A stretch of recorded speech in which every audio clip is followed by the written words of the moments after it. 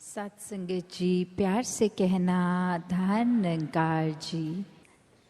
जीवन में ये परमात्मा की प्राप्ति, ये उद्देश्य, तो दैट हम जब भी संगत भी आते हैं अगर, तो एक ये मन में बात आती है कि शायद किसी से कुछ क्लैरिटी रूप पूछना है, कुछ और मन के भाव, तो वो एक ये प्लेटफॉर्म, एक क्योंकि जो यूथ है वो कैसे आगे मिशन को भी लेके जाना है जहाँ, तो खुद को पहले पूर्णता से इसके साथ या आइडियोलॉजी के साथ अलाइन करके फिर ही आगे वो संदेश भी पहुँचाने के लिए संभव होगा।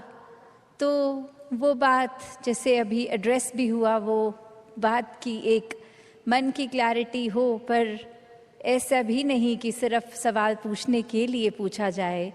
एक वाक्य ही अगर वो मन में कुछ सफाई है, कुछ चाहिए स्पष्ट होना, तो वो बात जहाँ, और अगर हम वो बात अपने जीवन में भी देखें इन जनरल, कोई भी वजह से किसी ने किसी के बारे में हमें ऐसे कहा कि एक व्यक्ति विशेष ने आपके लिए ऐसा सोच रखी, तो हम एक मिनट में भी मान जाते हैं वो बात।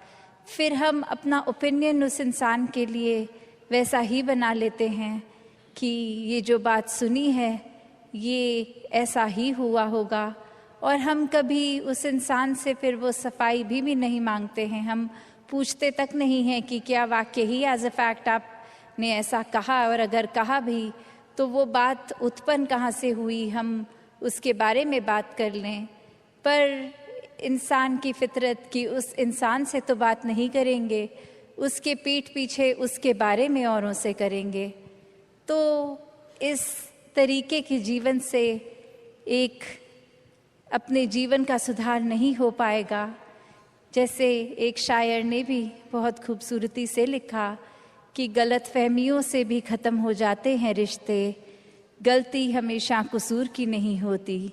कि अक्सर ये बात ज़रूरी नहीं कि कोई गलती ही हो, एक कसूर अगर किसी का है, एक वजह, वो गलती नहीं, पर वो हमारी ही सोच, हमारी ही परसेप्शन, हमारा ही नज़रिया किसी को गलत देखने के लिए। और फिर एक वही भाव कि अगर हमने किसी को दोषी करार दे ही दिया है, एक हमने डिसीजन बना लिया है, तो फिर चाहे फैक्ट कुछ भी हो हमारी नज़र में, तो वो इंसान दोष के लायक ही है। हमने खुद ही उस इंसान को अपनी नज़र से गिरा लिया, चाहे उसने कुछ ऐसा किया हो ना किया हो। उस टाइम हम अपने दिमाग को, इस चेतनता को, ये रैशनल को भी नहीं एक सामने रखते, बस हमने सोच लिया तो हकीकत ही बन गई वो हमारी। तो अक्सर संसार में इंसान अपने बहुत सारे ऐसे सत्य बना लेता है, तो कैसे वो सच्चाई हमने सोच ली, वो कल्पना कर ली, तो वो एक हमारा ही नज़रिया, वो माय वे और द हाईवे वाली बात कि जो मेरे सोच है वही सही है, औरों की राय मैटर नहीं करती, औरों का तरीका मैटर नहीं करता। तो ऐसी सोच अगर है तो हमारी ग्रोथ कहाँ है उसमें। एक जीवन को फिर हमने इतना ही अपने आप, अपनी ईगो से भर लिया, अपनी सोच से, अपने माइंडसेट को ही एक सही मानकर, तो कैसे इस जीवन में जब जिएंगे तो वो माया रूप यहाँ पे हावी होगा।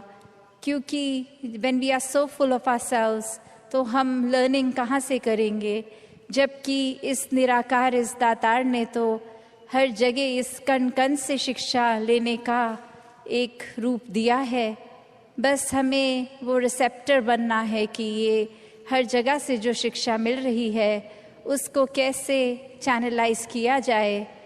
तो ऐसा जो कर लेते हैं वो एक भक्ति हर समय की करते हैं, क्योंकि जब इस परमात्मा को जानकर, इसमें विश्वास करके, इसको हर समय अपने आसपास देखकर, फिर चाहे किसी ने कुछ भी कहा हो, तो ये भक्तों का जीवन तो डार्केस्ट क्लाउड में सिल्वर लाइनिंग भी देख लेता है।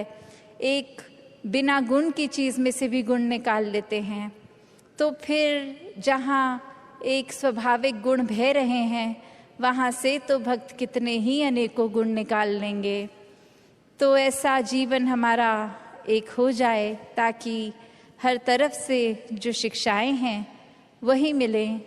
वरना तो एक अगर अक्सर ऐसे भी जो उदाहरण देखने को मिलते हैं कि हमारी सोच इसने तो कभी ख़त्म नहीं होना, हमारी इच्छाओं ने भी कभी ख़त्म नहीं होना, एक वो सैटिस्फैक्शन, एक कंटेंटमेंट की बात, ये तो माया का ही रूप। क्योंकि अक्सर हम ये भी सोच लेते हैं कि माया सिर्फ एक मटीरियलिस्टिक चीज़ है, माया सिर्फ जो आँख देख सकती है वही है, चाहे वो एक घर हो, पैसा हो, एक और चीज़ें। पर अक्सर ये जो सूक्ष्म रूप की माया है, जो एक ये सोच में भी आ जाती है, क्योंकि इस परमात्मा को इस पल में देखना है, इसको ये लिविंग इन द मोमेंट वाली बात।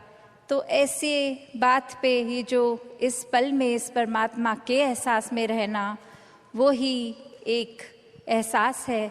वरना तो ये सिर्फ माया रूप चीज़ों, वस्तुओं, रिश्तों से ऊपर ये सोच में भी आ जाती है।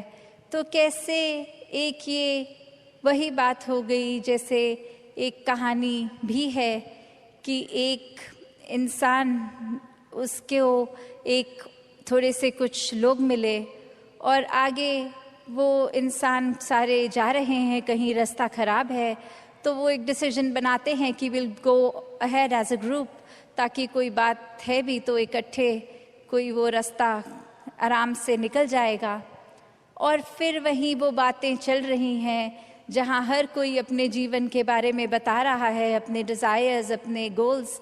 एक इंसान उनमें से जो बहुत ही सूझवान, संतमति वाला, उसको एक कुआं दिखता है और वहाँ एक बाल्टी जिसमें से वो उस कुएं में से पानी निकाल सकते हैं, पर वो देखता है कि ये बाल्टी का बेस तो टूटा हुआ है, तो एक वो बॉटमलेस बाल्टी हो गई। तो वो इंसान वहाँ रुककर प्रिटेंडिंग टू बी थर्स्टी, वो उसकी प्यास बुझाने के लिए पहले उस बाल्टी में से जब पानी निकालता है, तो जब तक तो वो बाल्टी पानी के अंदर है वो भरी हुई दिखती है, पर जैसे ही वो वाटर के सरफेस से ऊपर उठा ली गई, अब उसमें पानी कहाँ टिकना था। पर वो बार बार ये कर रहा है और बाकी के लोग देख रहे हैं कि ऐसा क्यों किया जा रहा है। और वो कह रहा है कि नहीं, अब मैंने ये ठान ली है बात कि जब तक ये बाल्टी को भर के मैं इसमें से पानी नहीं निकालूंगा तब तक घर नहीं जाऊंगा। तो अब ये फूलिशनेस साउंड कर रही है बाकी आसपास वालों को, और वो कह रहे हैं कि ये पॉसिबल ही नहीं है, आपने ऐसा एक गोल क्यों बनाया है जो अचीव ही नहीं हो सकता। तो और ऐसा करोगे तो हम सब तो आगे निकलेंगे, आप अकेले ही यहाँ रह जाओगे।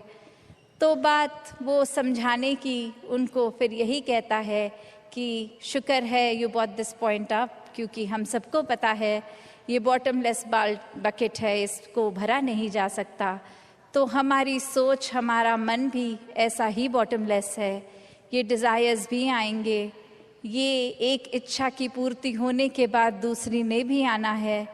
तो हमें एक, अगर हम उस भरोसे रहेंगे कि एक एक चीज़ आती रहे, उसको चेकलिस्ट में हम टिक करते रहेंगे, तो हमारे ये मन में और चीज़ें आनी एक बंद हो जाएंगी। ऐसा नहीं है, चीज़ों ने तो आते रहना है, ख्यालों ने तो आते रहना है। तो एक अगर हम इसी के पीछे भागते रह जाएंगे तो फिर एक जीवन कब जिएंगे।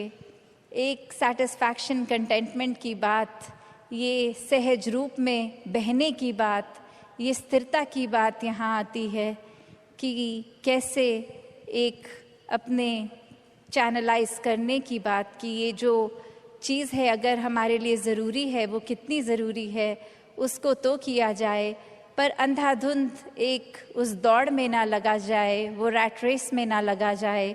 एक प्रायोरिटी की बात है, एक सिलेक्टिव होने की बात है। तो भक्त को ये नहीं कहा जाता कि एकदम आप डिज़ायरलेस हो जाओ कि कोई इच्छा ही ना रखो। दासी का घड़ी पे भी नज़र जा रही है, तो और शब्दों का सहारा ना लेके इन्हीं शब्दों से आज्ञा लेगी। साथ संगत जी, धन निरंकार जी।